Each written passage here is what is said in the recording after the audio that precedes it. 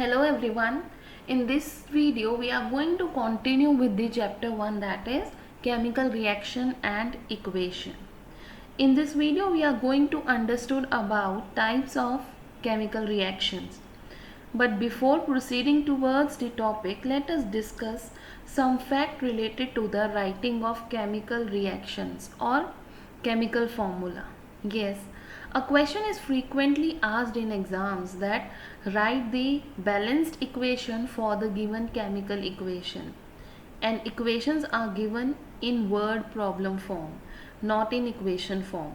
So let us understand the basic concept behind writing the chemical formula for a compound.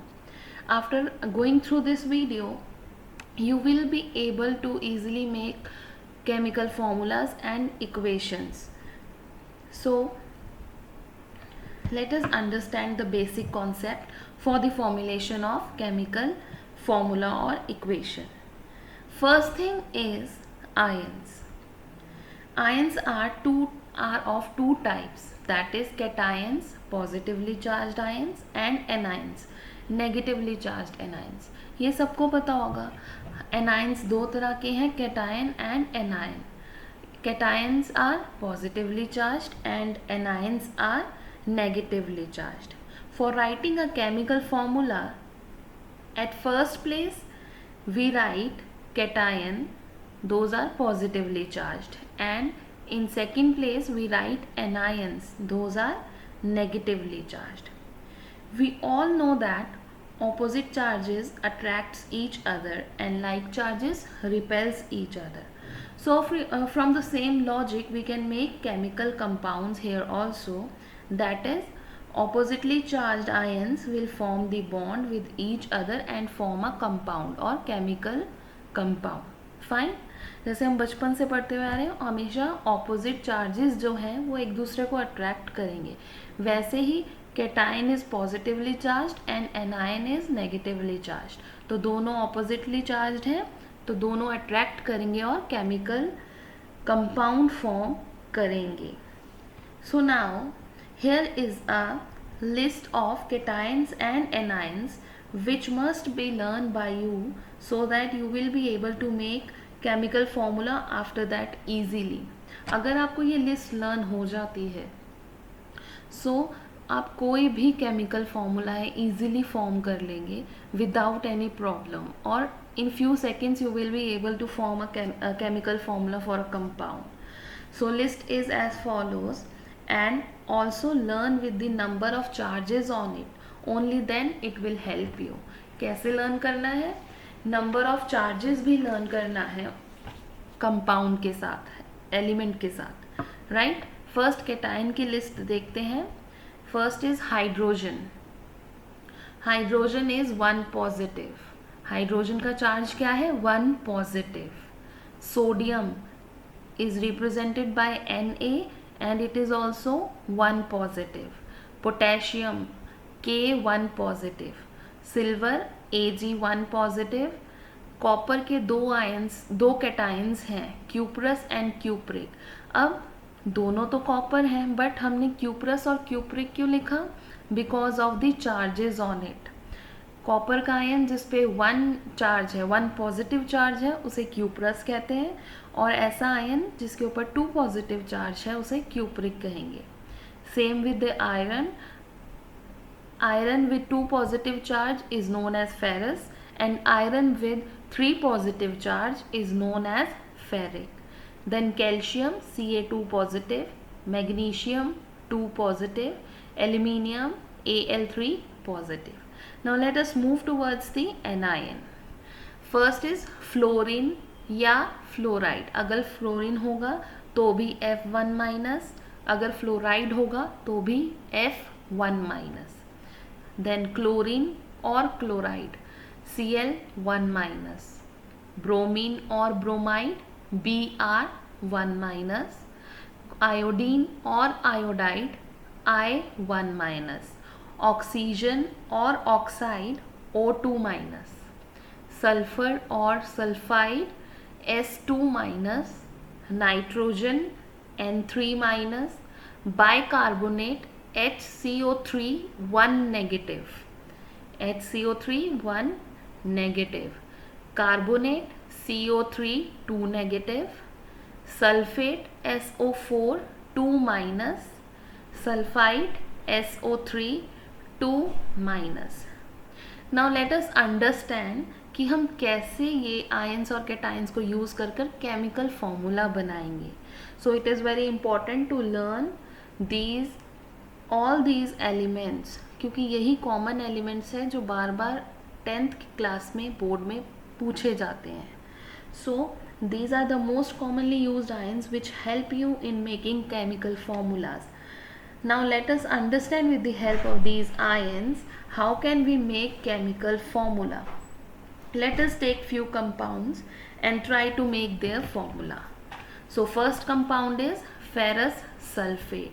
अब हम अपनी list में find out करते हैं फेरस को कैसे लिखते हैं. Ferrous Fe2 positive and sulfite in anion list sulfite is written as SO3 2 negative.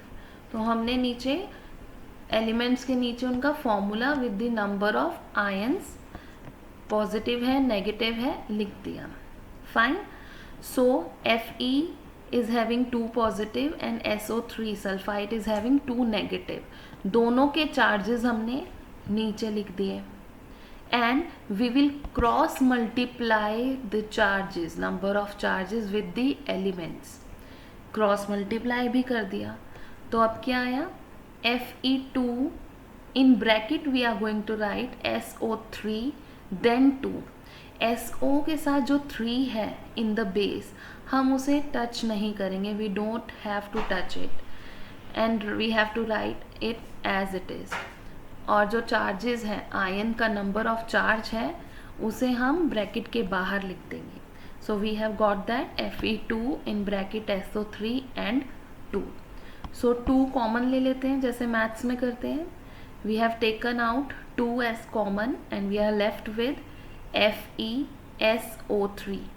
So the formula for ferrous sulfite is FeSO3. Now let us study next compound that is ferrous sulfate. Again अपनी list में ढूंढते हैं ferrous Fe2 positive and sulfate, इस time sulfate है SO4 2 negative. Write it down like this. Number of ions नीचे लिखते हैं and we will cross multiply it with the elements and we have got again Fe2 in bracket SO4 2, right.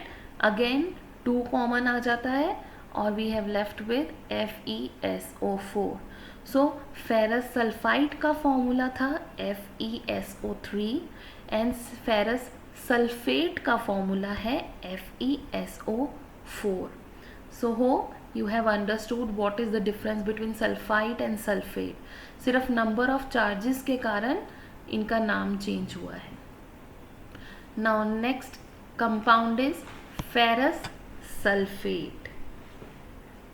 Ferric sulfate. अभी हमने ferrous sulfite, ferrous sulfate, अब ferric sulfate पढ़ते हैं. So फिर से लिस्ट में फेरिक ढूंढते हैं. Ferric is Fe3 positive and sulphate again SO4 2 negative. Write it down. Charges नीचे लिखा, क्रॉस मल्टीप्लाई किया. We have got Fe2 SO4 in bracket and then 3. So अब 3 और 2 में से कुछ कॉमन नहीं आएगा.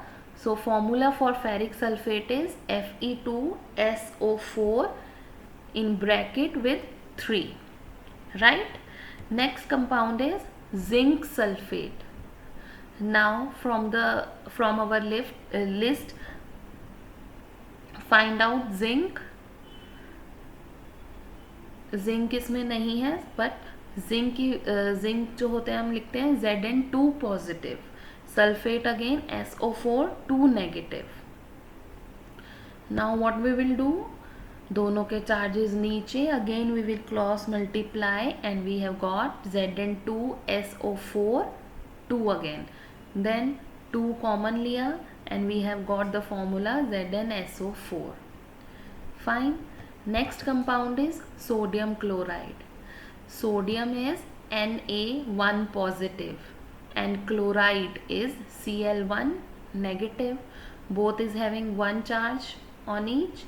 Cross multiply it and we have got NaCl. Sodium chloride is NaCl. Next compound is magnesium chloride. Magnesium Mg2 positive, chloride Cl1 negative. Charges नीचे लिखेंगे, cross multiply it and you will got MgCl2 is the formula for magnesium chloride. So hope this will be clear, this is clear to you. Chemical compounds बनाने easy हैं. You just need a few practice on it. Chemical compounds आ गए तो chemical equation भी easily बन जाएगी and we had already discussed about balancing of equation in previous video. So let us move towards our major topic of the video, that is types of chemical reaction. There are 5 types of chemical reactions: combination reaction, decomposition reaction, displacement reaction, double displacement reaction, oxidation and reduction. In science, every word describes itself. Means science में हर word अपने आप को describe करता है.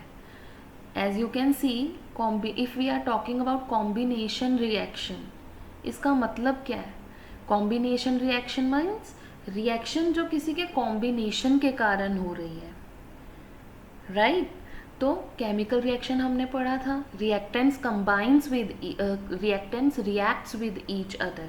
तो अब कुछ हो रहा है कंबाइन, जिससे कॉम्बिनेशन रिएक्शन हुआ है. तो obviously if we are talking about chemical reaction, तो reactants are combining with each other to form a product. इसी तरह बाकी सारे भी हम chemical reactions, types of chemical reaction study करेंगे. Let us talk about combination reaction. As we have discussed right now कि कुछ कंबाइन होकर प्रोडक्ट फॉर्म हो रहा है, सो हमने रिएक्शन का नाम ही कॉम्बिनेशन रिएक्शन रख दिया. So in combination reaction, reactants combines with each other and form a product. नया एलिमेंट या कंपाउंड फॉर्म कर लेते हैं. This type of reaction is called combination reaction and we can define it as a reaction in which a single product is formed from 2 or more reactants is known as combination reaction. ऐसे reaction जिसमें reactant combine करके single product form करते हैं, वो combination reaction होती है. और in other words we can define it as when 2 or more substances, element हो या कंपाउंड हो, combine to form a single product. The reaction is called combination reaction. Right? For example, burning of coal. Burning of coal is an example of combustion. Means in the presence of air, किसी भी चीज़ का burn होना is combustion. So coal is a form of carbon. Carbon will burn in the presence of air, in the presence of O2 and form carbon dioxide, CO2. Here you can notice that पहले carbon and oxygen दोनों हमारे reactant थे, जो कि reaction के बाद combine होकर single product form करते हैं, that is carbon dioxide. Another example is calcium oxide reacts vigorously with water to produce slag lime, releasing a large amount of heat. Calcium oxide, that is quicklime, हम अगर उसे पानी में add करते हैं, पानी में मिक्स करते हैं, it form slaked lime. Means as you can notice here, quicklime and water दो रिएक्टेंट्स थे. After reaction they have form a single product that is slaked lime, calcium hydroxide.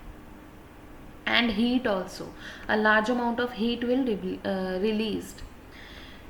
सो ऐसी रिएक्शंस जिसमें हमारा एंड प्रोडक्ट के साथ साथ heat भी release होता है, such reactions are known as exothermic reactions. Reaction in which heat is released along with the formation of product. Product तो फॉर्म होगा ही, उसके साथ हीट भी रिलीज होगी. Such reactions are called exothermic chemical reactions. We had discussed exothermic reactions means reactions के साथ a large amount of heat release हो गया. Example, burning of natural gas. Natural gas contains methane. In the presence of oxygen, it will burn and form carbon dioxide and water with a large amount of heat. Another example is respiration in humans. हमारे अंदर respiration होता है with in the sales. तो इस respiration के time में जैसे ही reaction होगा और ग्लूकोज ब्रेक डाउन होगा कार्बन डाइऑक्साइड एंड वाटर में, अ large amount of energy will be released. So this is another example of exothermic chemical reaction. And opposite reaction to exothermic is endothermic reaction. That is the reaction which absorbs the heat during reaction. So this type of reaction is endothermic reaction. ऐसे reactions जिसमें energy absorb होगा, ये reactions को endothermic reaction कहते हैं. Example of endothermic reaction is decomposition reaction. जब भी कोई डीकॉम्पोजिशन रिएक्शन होगा तो अ large amount of energy either in the form of heat, light और इलेक्ट्रिसिटी एब्जॉर्ब होगी, तभी वो रिएक्शन होगा. और इस वजह से decomposition reaction is an example of endothermic reactions. So let us move towards the decomposition reactions. Decomposition means breakdown. In this case, reactants will break down to form product. एक single reactant होगा, वो break down हो जाएगा अलग अलग product बनाने के लिए. So it can be defined as the reaction in which single reactant breakdowns to give simpler product. Such reactions are decomposition reaction. For example, ferrous sulfate crystals lose water when heated and the color of crystals changes. जब हमारे पास ferrous sulphate के crystals को हम heat करेंगे and it will loses the water, evaporation हो जाएगा water का, तो उसके क्रिस्टल्स का कलर चेंज हो जाएगा and it will form ferric oxide, sulfur dioxide and sulfur trioxide. So in this case, the ferrous sulfate is absorbing heat to break down into ferric oxide and sulfur dioxide and sulfur trioxide. So this is an example of endothermic reaction. Next example is decomposition of calcium carbonate. Calcium carbonate को जब हम heat करेंगे तो it will decompose into quicklime and carbon dioxide. So again endothermic reaction, heat is absorbing in this reactions. Next example is electrolysis of water.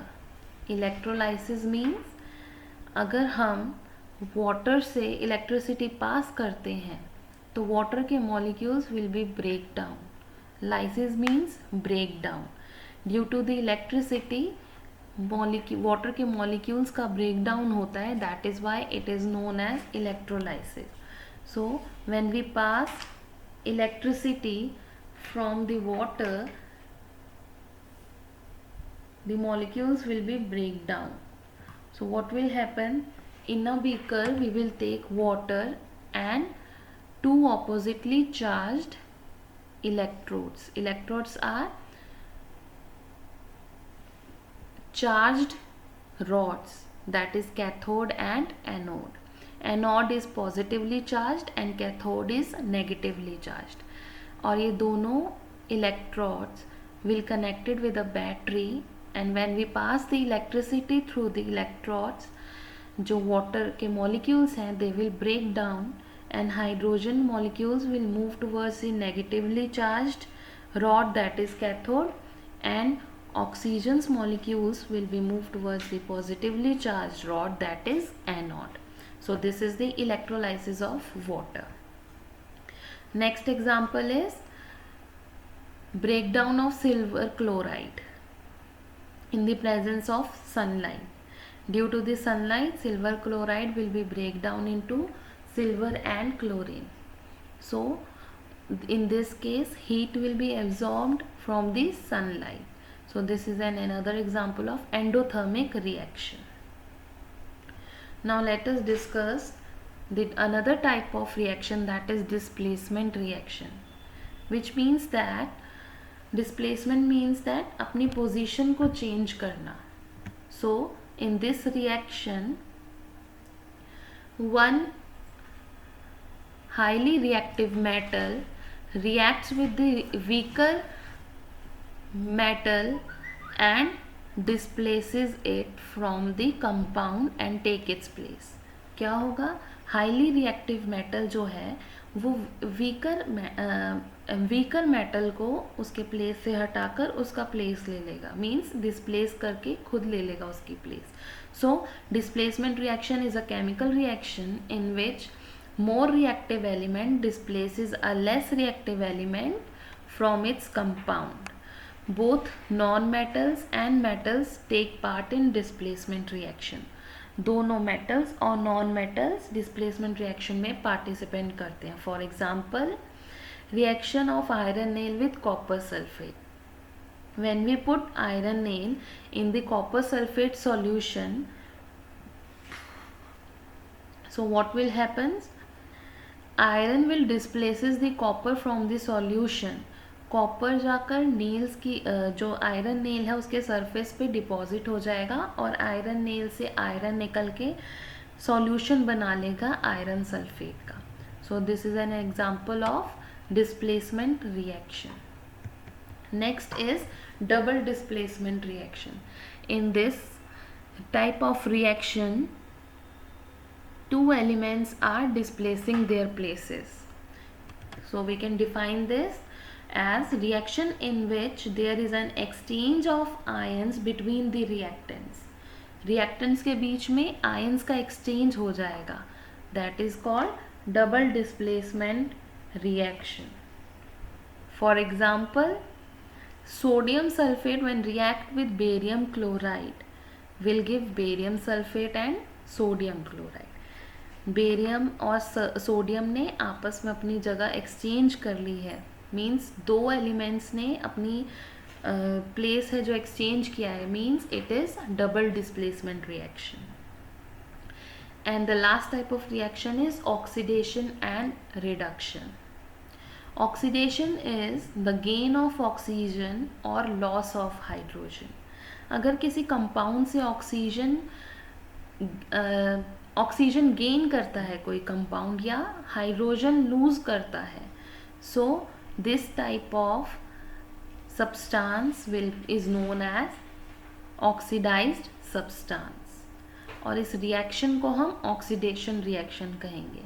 For example, copper when react with oxygen it will give copper oxide, means oxidation हुआ है copper का, copper ने oxygen gain किया है.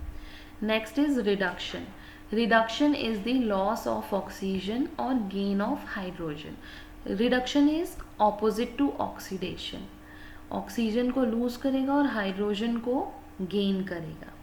और ऐसा substance जो oxygen को लूज कर रहा है या हाइड्रोजन को गेन कर रहा है will be known as reduced substance. For example, copper oxide when reacts with hydrogen gas it will give copper and water, means copper oxide loses the oxygen, so reduced substance is copper oxide. The reaction in which one reactant get oxidized while the other get reduced during a reaction, such reactions are oxidation reduction reaction or redox reaction. अब एक ही reaction में अगर oxidation भी हो रहा है और reduction भी होगा तो ऐसी रिएक्शंस को रिडॉक्स रिएक्शन या ऑक्सीडेशन रिडक्शन बोलेंगे reaction. For example, copper oxide reacts with hydrogen will form copper and water. In this case hydrogen is oxidizing and copper is reducing. अब एक ही reaction में दोनों reactions are there, so this reaction is known as redox reaction. Now let us understand the effect of oxidation reaction in everyday life. Oxidation reaction हमारी day to day life में क्या effect करता है? First is corrosion. Corrosion is when a metal is attacked by substance around it such as moisture, acid, etc. it is said to be corrode. This process is called corrosion. जब कोई metal अपने surrounding से moisture या acid के साथ react करता है, it corrodes and this process is known as corrosion. For example, rusting of iron or black coating on silver.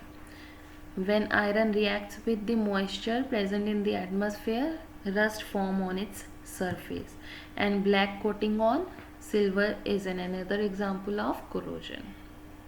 Next is rancidity. The food we eat which contains fat and oil, when it gets oxidized they become rancid and their smell and taste change. This process is called rancidity. जब हमारा food जिसमें oil या fat है oxidise होता है, oxygen से react करता है, इट रेंसिडाइज, उसमें एक फाउल स्मेल क्रिएट हो जाती है और टेस्ट भी चेंज हो जाता है. So this is an example of rancidity. तो क्या प्रेफर किया जाता है? To prevent rancidity always store food in an airtight container. Rancidity को प्रिवेंट करने के लिए हमेशा फूड को एयर टाइट कंटेनर में पैक करके रखना चाहिए. So this is the end of the chapter. Thank you so much and please share, subscribe and like my channel.